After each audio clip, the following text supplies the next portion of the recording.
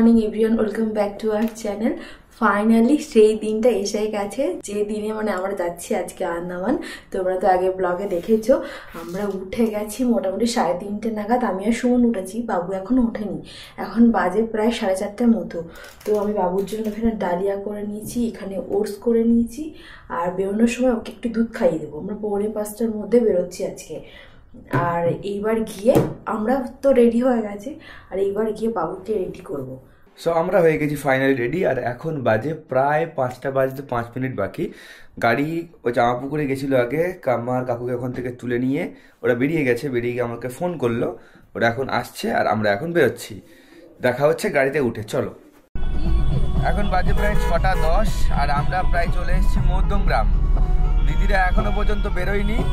আমরা মোটামুটি আর মিনিট 15-20-র মধ্যে ঢুকে যাবো এয়ারপোর্টে। 6:30 আমাদের টাইমিং আছে, তাড়াতাড়ি হয়ে যাচ্ছে।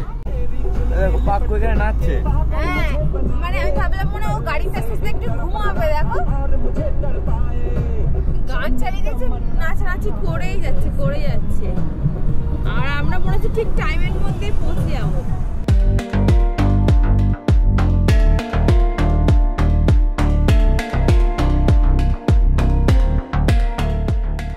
আমরা চলে এসেছি এয়ারপোর্টে।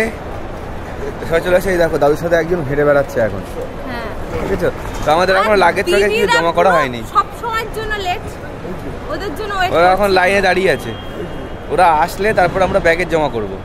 এতক্ষণে আমাদের চেকিং কমপ্লিট হলো। মানে আমাদের গ্রুপের সবাই তো চলে গেছে 19 নম্বর না 20 নম্বর গেট আমাদের। তো আমাদের নিজেদেরই এত ব্যাগ, তো এতক্ষণ ধরে চেকিং হচ্ছিল। এই জাস্ট আমাদের কমপ্লিট হলো, এবার আমরা যাচ্ছি, চল। আর দিদিরা তো এসেই গেছে, তারপরে তো তোমার দেখানো হয়নি। এরা লেট করেছে, কাছের ট্রেনটা লেটই করে। চলো আমরা সব হাঁপিয়ে গেছি। এবার আমরা খাওয়া দাওয়া করবো। চল কেএফসি যাই, শোনা ঠিক আছে? একদম পারফেক্ট বার্গার খাবো। আচ্ছা, এয়ারপোর্টে এসে কে মানে মানি পার্স কিনতে যায় বলো?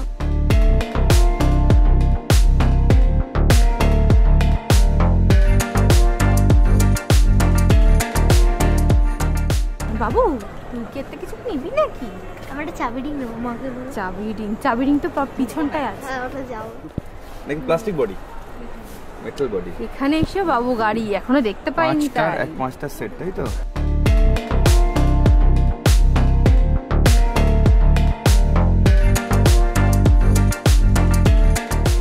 দিকে দাদানকে দেখা।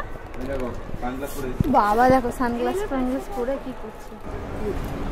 কি বলছে আমার নাই, নিচে গিয়ে ছবি তোলা হলো না নাকি? কালোটা ফুল লাগতো নাকি? বাবু দেখো দাঁড়িয়ে যাচ্ছে। বাবু শরীরটা খুলে দাও। আমার হেঁটে চলে যাচ্ছে নাকি ও? শরীরটা খুলে দাও। পরে বলছি। এই যে পাক্কুটা, কি পাক্কু? না, কি খুঁজিস তুই? We are all set to fly. চলে এসেছি। মনটা খারাপ হয়ে গেল। খেতে পারেনি তাই নাকি ছবি তুলতে পারবো না। আর কি করা যাবে, এখন ওইটা তো দেয়নি, গ্রাউন্ড ফ্লোর বোর্ডিং দেয়নি। ওই জন্য আমাদের এইভাবে যেতে হচ্ছে।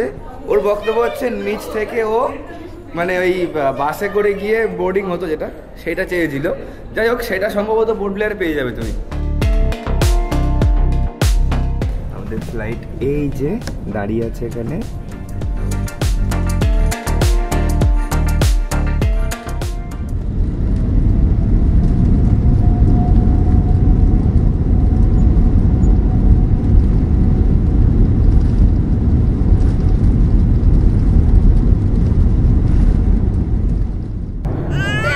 ফ্লাইটে উঠে কারা এমন করে, এই যেন আমরা ট্রেনে করে যাচ্ছে। এইটা তো পিছন থেকে আমার চুল ধরে টানছে, এটা ওখানে যাবে, ওটা এখানে আসবে। এত জ্বালাতন করছে ছেলেপিলেগুলো, আর কিছু বলার নেই। ওই যে পিছনে এখানটায় সোনা আছে, ওখানটায় দিদি, ওখানটায় সুমদা। আর সব থেকে বাজে ব্যাপার জানো তো, আমার ঢুকে মনটা খারাপ হয়ে গেছে। দেখো আমি উইন্ডো সিট নিয়েছি। উইন্ডো কোথায় আমার? শোনা, এটা খোল, উইন্ডোটা খোল শোনা। এই যে পিছনে আমার উইন্ডো পড়েছে, দেখো আমাদের ব্যাড লাক। তো আমরা এখানে ক্যাপুচিনো অর্ডার করেছি, দিদিরা খেলো। মা খেলো, মা এখানে চলে এসছে, মার ওইখানটায় ছিল। আর এখন আমরা দুজন খাচ্ছি, আর বাবুকে একটু পিছনে দিয়েছি, এত জ্বালাতন করছে না, পারা যাচ্ছে না। তারপরে ভেবেছিলাম যে একটু চিকেন স্যান্ডউইচ খাবো বা কিছু, বা হচ্ছে তোমার এয়ারপোর্ট থেকে তোমার হচ্ছে কি কেএফসি থেকে বার্গার টার্গার খাবো, কিন্তু একদম টাইম নেই। এই সব হচ্ছে দিদিদের জন্য, সব লেট করে দিয়েছে আমাদের। এখন এইটাকেই আমি শান্তি মেটাই, আর এখানে দেখি আমাদের পুরো মনটা ভেঙে গেছে। মানে আমি বুঝতে পারছি না আকাশে ইয়ার এত বাজে একটা সার্ভিস, যেখানে প্রি বুকিং না করলে নাকি স্যান্ডউইচ পাওয়া যাবে না। আমি জীবনে কোথাও এরকম সার্ভিস উঠিনি। আর তার থেকে বড় কথা, আমরা জানো তো মানে এত টাকা দিয়ে টিকিট কিনেছি, তার সত্ত্বেও উইন্ডো সিট বুক করেছি মানে 250-500 টাকা দিয়ে, মানে দুজন যাতে পাশাপাশি বসতে পারি। হ্যাঁ, উইন্ডো পাই, কোনো উইন্ডো নেই। বলো কেমন গাটা জ্বালা করে।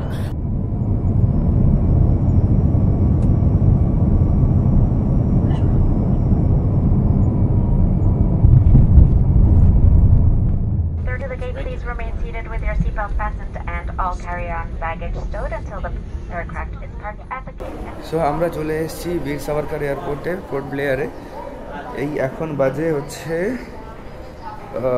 11টা বাজতে 10 থেকে 15 মিনিট বাকি। তো আমরা 10 মিনিট আগে ল্যান্ড করেছি, এই জাস্ট বেরোলাম এখান থেকে।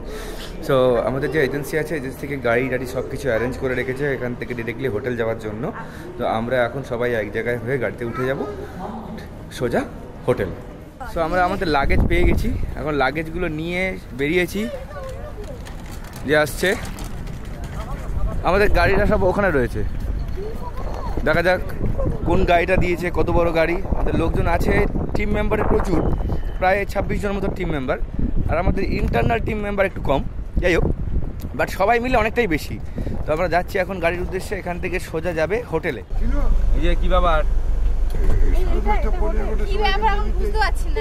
এত গরম লেগেছে, অবস্থা টাইট হয়ে গেছে। নামো।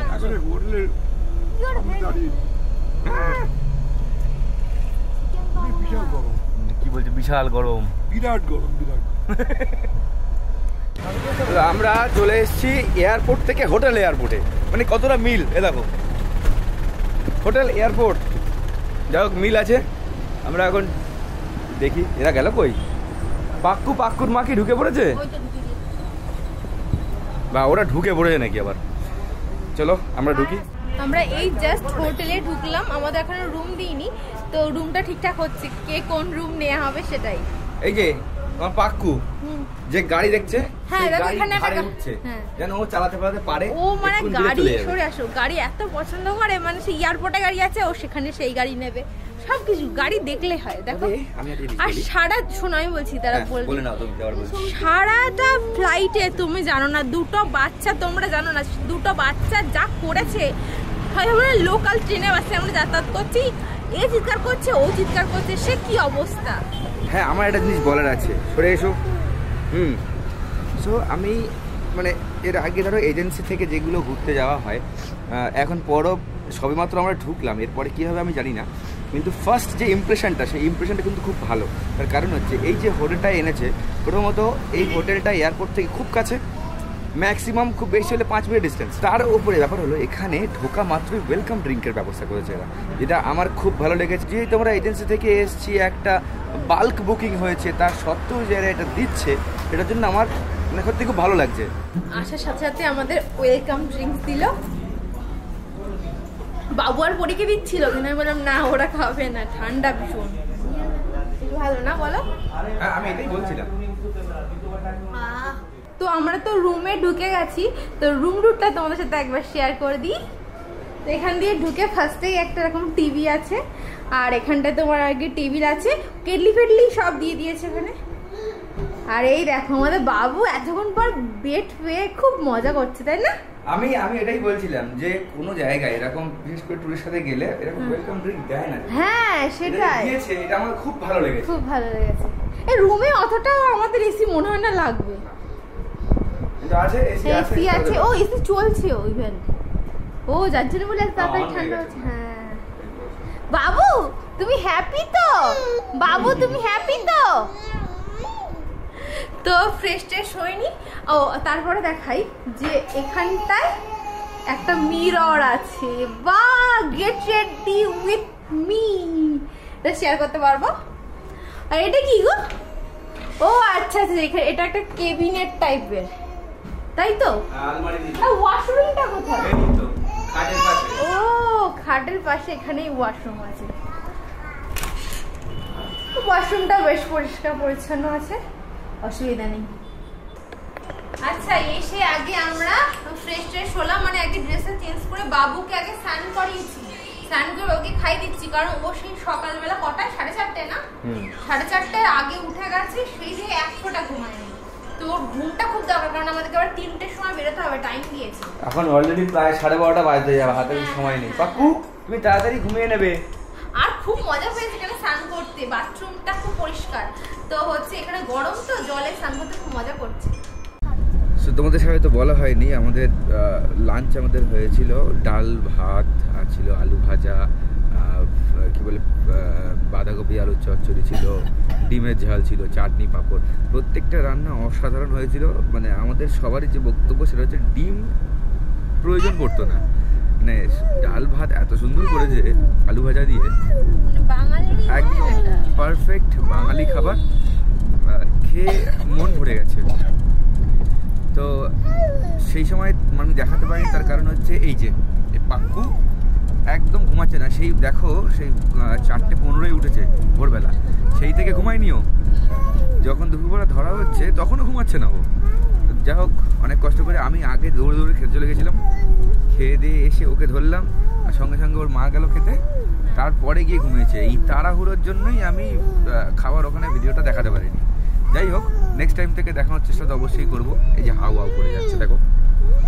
এনিওয়ে, আমরা এখন বাজে হচ্ছে 3:15। আমরা অলরেডি 10 মিনিট মতো লেট হয়ে গেছি। আমরা এখন যাব সেলুলার জেল। তো আমরা সবাই উঠে গেছি এখন গাড়িতে। মলু ওখানে আছে, আমরা এখানে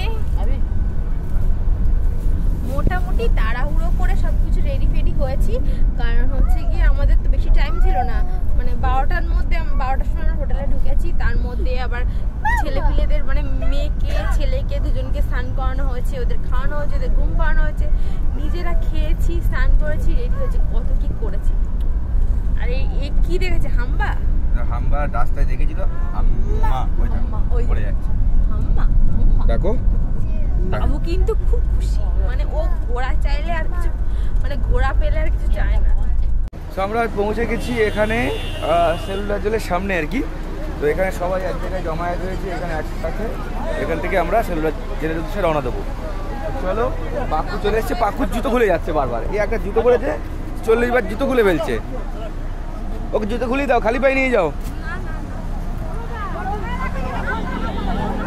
তো আমরা এখানে একটা টুপি দেখছিলাম, টুপি কিনতে হবে, কারণ এখানকার প্রচণ্ড রোদ। এবার সারাক্ষণ ছাতা মাথায় নিয়ে একটা প্রবলেম। তো একটা যদি কাউবয় মার্কা যদি টুপি পাওয়া যায় সব থেকে বেস্ট হয়, সেটাই দেখছি। একটা যদি পাওয়া যায় সেরকম রেঞ্জের মধ্যে, তাহলে এখান থেকে একটা টুপি নেওয়া হবে। তুই কি নিবি? নেবে, ও টুপি নেবে, ঠিক আছে চলো। তো আমরা চলে এসেছি সেই জায়গায় যেখানে না আসলেই নয় পোর্ট ব্লেয়ারে আসলে। তো সেই বিখ্যাত হিস্টোরিক্যাল প্লেস সেলুলার জেল, যেটার মানে নাম শুনলে সেই গল্পটার কথা মনে পড়ে যায়, যেটা হচ্ছে the count of Monte Cristo. পাক্কুকে চলে এসছে, পাক্কুকে জেলখানায় আটকে দেওয়া হবে। না একদমই নয়, আমরা যাচ্ছি সেই সেলুলার জেলে। কত ভিড় দেখো, প্রচন্ড ভিড়। এই যে আমাদের কাকু সবাইকে ডাকাডাকি করছে। সো আমরা সেই জেলখানার ভিতরে চলে এসেছি, যেখানে বেশ কটা উইংস অলরেডি নষ্ট হয়ে গেছে, কিন্তু যে কটাকে বাঁচিয়ে রাখা গেছে এরা মানে রিস্ট্রাকচারাইজেশন করে অনেকটা ঠিকঠাক করেছে আর কি। এখানে যে আগে ফাঁসি দেওয়া হতো সেই জায়গাটা আমরা যাবো একটু পরেই।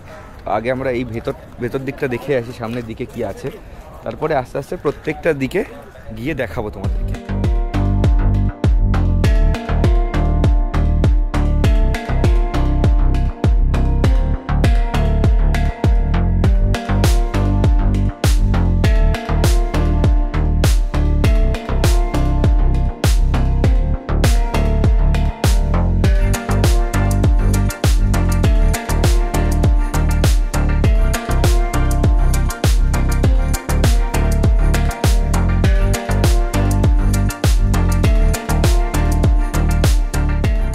এখানে আমাদের সুবোধা হচ্ছে গাইড, সুবোধা বুঝিয়ে দিচ্ছে। সুবোধা একটু বলো এটা কি? পানিশমেন্ট, দা শেষ পানিশমেন্ট ছিল ফাঁসি দেওয়া। এটা আলটিমেট পানিশমেন্ট, তাই তো? হ্যাঁ, এটা হলো সেই ফাঁসি ঘর। এখানে হচ্ছে ফাঁসি দেওয়ার জন্য দড়ি এবং তার ওই যে এটা আছে হ্যান্ডেলটা টানলে পরে এই যে চাকতিগুলো আছে এগুলো এখন ভট করা হয়, যাকে ভট ছিল না ওই সরে যেত, সরে গেলে ও ঢুকে যাবে। ফাইনালি আমরা এখানে ঢুকছি সেলুলার জেলের মধ্যে। দেখা যাক এই পরিবেশটা কেমন। এই হলো সেই ঘর। জায়গাটা খুব বেশি হলে 4 হাত, মাত্র 4 হাত। তো এই 4 হাত জায়গায় নাকি বন্দি করে রাখা হতো। কিভাবে থাকতো আমাদের স্বাধীনতা সংগ্রামীরা, এটা সব থেকে মানে বড় ভাবার বিষয়। এখানে আমাকে যদি বন্দি করে দেওয়া হয় আমি 5 মিনিট থাকতে পারবো না, সেখানে আমাদের স্বাধীনতা সংগ্রামীরা বছরের পর বছর মৃত্যু এখানে কাটিয়ে গেছে।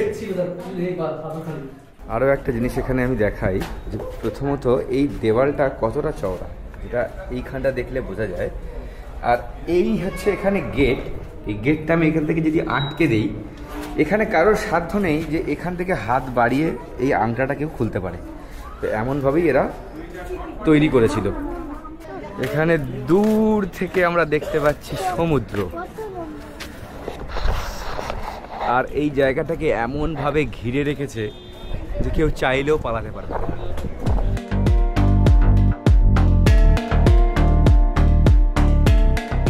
পাক্কু এখন জেলে বসে খাবে, তবে জেলের খাবার না, ভালো খাবারই খাবে। কি করছো কি করছো? পাকুর কিন্তু গাড়ি এনেছি। গাড়ি দাও, গাড়ি দাও। নাও গাড়ি চালাও। ওই ঘাসগুলো তুলে তুলে ফেলছে। বাবুর জন্য তো হচ্ছে ছাতু মুড়ি সব নিয়ে এসেছি, তো সেইগুলো এখন ওকে খাইয়ে দেওয়া হবে। দিয়ে আমরা টুপি কিনতে যাবো। দাও পিঠের ব্যাগটা দাও। আমরা ওখান থেকে তো টুপি কিনেছি, কিন্তু এত ভিড় ছিল। আর সোনা এই টুপিটা ধর। দাও দাও দাও দাও, থোড়া থোড়া থোড়া, অল্প দাও, অল্প করে দাও। সোনার দুটো, সোনার মামু, ওর মামু এই টুপি কিনেছি। আর দিদি ধর এটা, আমি কিনেছি এই টুপিটা। একটু বেশি ঘের দেখে কেনা হয়েছে। দাঁড়াও, এরকম টাইপের লাগবে। আচ্ছা তুই বল। এটা আমি কিনে, এটা মা কিনেছে, তো এটাও পরে ভালো লাগছে। এই 4টে টুপি আপাতত কেনা হচ্ছে। দিদি সুবোধ এখনো কিনি বলছে যে সব জায়গায় টুপি পাওয়া যাচ্ছে, তো বিচের ধারে গিয়ে ওরা মনে হয় কিনে নেবে। তো আর আমরা এখান থেকে নিম্বু পানি খাচ্ছি।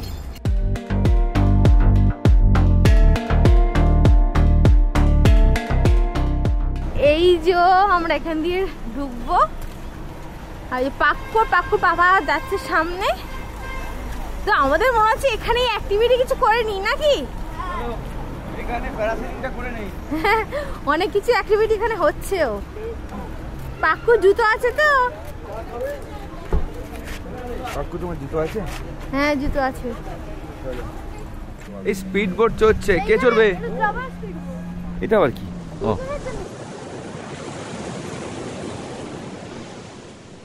এতদিন ধরে শুধু আমরা দীঘা আর পুরী সমুদ্র দেখে এসেছি, এই প্রথমবার একটা অন্যরকম সমুদ্র মানে স্পর্শ করতে চলেছি বলতে গেলে।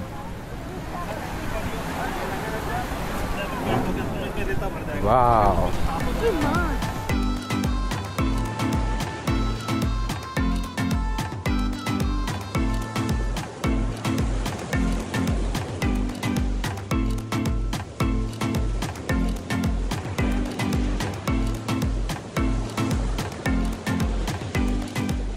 এখানে একটা মালাই কুলফি আমরা খেলাম, হেভি লাগলো খেতে, এত সুন্দর টেস্ট, আমাদের ওইদিকে কোথাও পাওয়া যায় না। খাবো না তো বললে, এত সুন্দর টেস্ট, আর খেয়েও দেখলাম ক্ষীরের মতো টেস্ট। আর আমরা তখন রিলস ফিলস করছিলাম, তো জামা টামা সব ভিজে গেছে। বাবু কিন্তু সমুদ্র থেকে পাকু নামবি নামবি।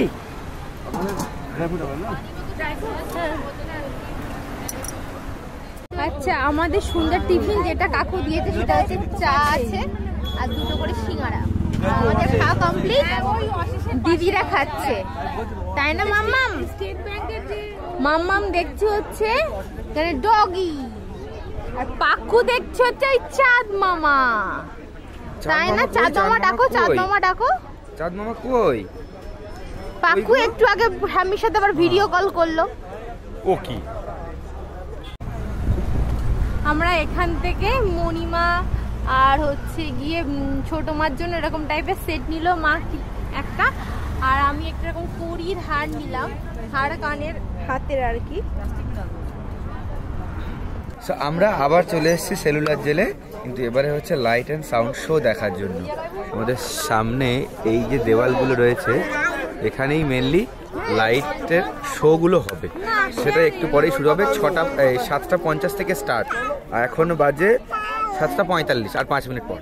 আমরা তো একটু আগে শোটা দেখে ফিরলাম, তো শোটা একদম খুব সুন্দর হয়েছে, কিন্তু দুটো বাচ্চার জন্য আমি আর দিদি ভালোভাবে দেখতে পারিনি, এরা দেখেছে। আর এসে আগে আমরা ডিনার করে নিয়েছি, তারপর ওপরে গিয়ে বাচ্চাদের খাবো। এখন বাজে 9:10-15 হবে। তো আমাদের ডিনারে আজকে আছে হচ্ছে গিয়ে ডাল, আলু ফুলকপি ভাজা, আর হচ্ছে গিয়ে পনিরের তরকারি আর চিকেন, স্যালাড আছে, আর মানে শিমুই আছে ডেজার্টে। শিমুই তো এই যে ডিনার করছি, আর বাবু আমার থেকে একটা দুটো ভাত খাচ্ছে। তো আজকে ভিডিওটা আমরা এখানে এন্ড করে দিচ্ছি।